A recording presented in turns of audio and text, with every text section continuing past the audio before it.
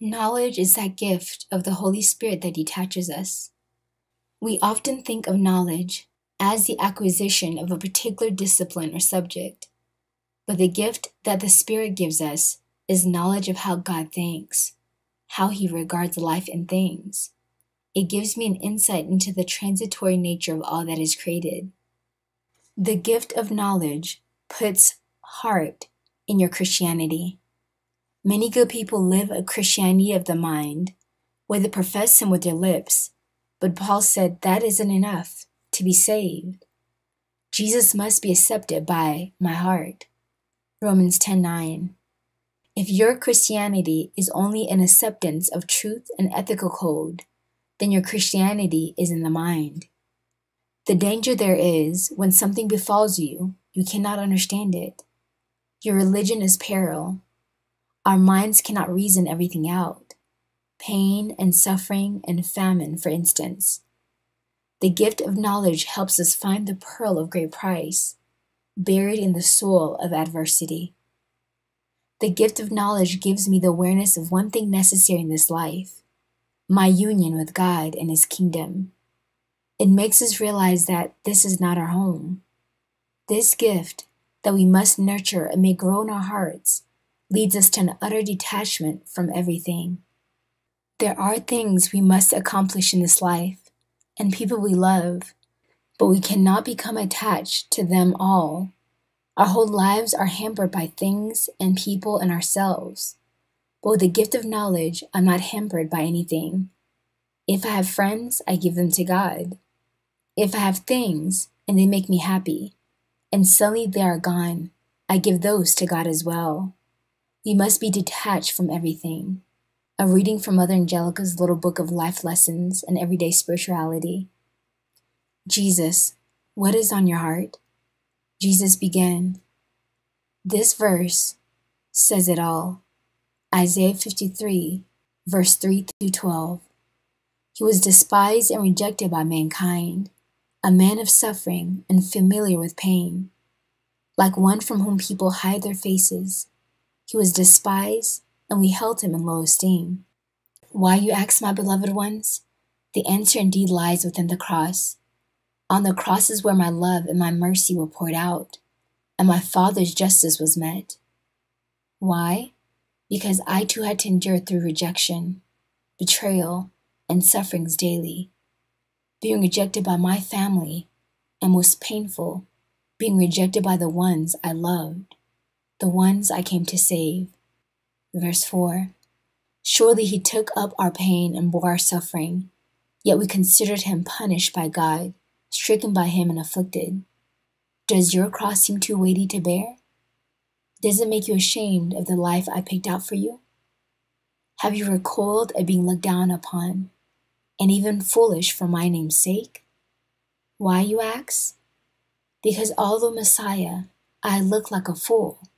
Truly, many felt I was accursed by God, rather than being His chosen one, His Son. Do they think the same of you because of the trials I have allowed in your life? Have many distanced themselves from you in your suffering, and even assigned evil to you, or called you a curse because of your crosses? That is why. Verse 5. But He was pierced for our transgressions. He was crushed for our iniquities. The punishment that brought us peace was on Him, and by His wounds we are healed.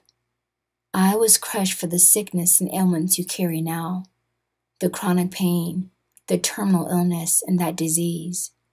I was crushed for you, and carried the pain and symptoms of these within my body as I carried the cross, just to obtain the grace of peace in the midst of you carrying this thorn in your flesh, that you may be healed interiorly from the sickness of this world that has killed so many and is deteriorating many more souls to live for the things of this earth, to love the things of this earth, and not even consider what matters most, eternity, but rather worship and adore things that are fleeting. That is why I've caused this cross to save your life and that of your soul. Verse 6 and 7. We all like sheep have gone astray. Each of us have turned to our own way, and the Lord has laid on Him the iniquity of us all. He was oppressed and afflicted, yet he did not open his mouth. He was led like a lamb to the slaughter, and as a sheep before its shearers is silent, he did not open his mouth. In time of oppression and affliction, I gave you an example of how to respond and react. I didn't complain, murmur, or even defend myself when I was persecuted or unjustly accused. Rather, I accepted the cup of suffering my Father willed for me. Silent I was to God, to my betrayers, to my accusers, and even to those whom I loved who neglected me. I didn't chide them, admonish them, or even judge them for what they did. Rather, I prayed for them, asking the Father to forgive them, and in my love drew them back to myself. So is it asking too much when I ask you to do the same? For your spouse, for your enemies, for your coworkers, for your family, for your friends, and for all those who have wronged you. Is it? Verse 8 and 9. By oppression and judgment he was taken away. Yet who of his generation protested? For he was cut off from the land of the living. For the transgression of my people he was punished. He was assigned a grave with the wicked, and with the rich in his death, though he had done no violence, nor was any deceit in his mouth. Why, you ask? Why have you been unjustly dealt with by those you loved, you say? Why did no one come to your defense, to your rescue, to comfort you, or even to understand the pain you were going through? Why did all your friends and loved ones leave you when you needed them the most? In the hour of need, you were left all alone. Verse 10 and 11. Yet it was the Lord's will to crush him and cause him to suffer. And though the Lord makes his life an offering for sin, he will see his offspring and prolong his days, and the will of the Lord will prosper in his hand. After he has suffered, he will see the light of life and be satisfied. By his knowledge, my righteous servant will justify many, and he will bear their iniquities.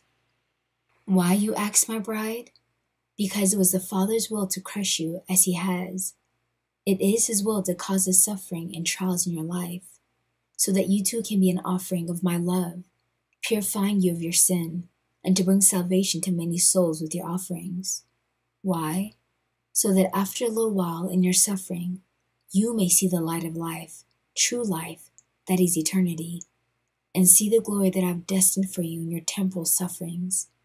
Be satisfied and receive the gift of knowledge as my servant to bring justification of suffering to so many who don't understand and don't know the Father, that they may come to the knowledge of his truth and bear their crosses more courageously.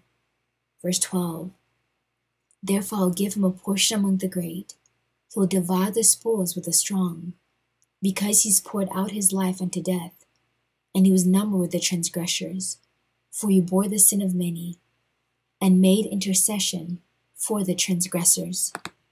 My beloved brides, when you suffer with me, truly share in my sufferings, uniting it with the pain I still go through even now, with so many lost to sin and the entrapment of this world. You resemble me. And when you resemble me, you too be given a portion among the great. I will share my glory with you, and divide all my spoils, for what is mine is yours, and what is yours is mine. Because you have poured out your life for me, for the sake of the gospel, I've taken your life, and I'm using it for my glory, in ways you cannot perceive or understand. And that is why, my beloved one, that is why the answer is indeed in the cross. The cross is my greatest gift to you, that once done forming and molding you into a reflection of my image, you will not be numbered with the transgressors, but with the righteous, and sit on a throne next to me, interceding for souls and judging the nations of the earth. You will be my queen, and where I am, you will be also. Thank me instead, now that you know the reason why. And that was the end of Jesus' message. Family, we're coming to the end of this month and the beginning of next month, in which we support many ministries and people. Our donations are very low again. We would really appreciate your support in any way. Thank you for all your prayers, encouragement, generosity. May God bless you.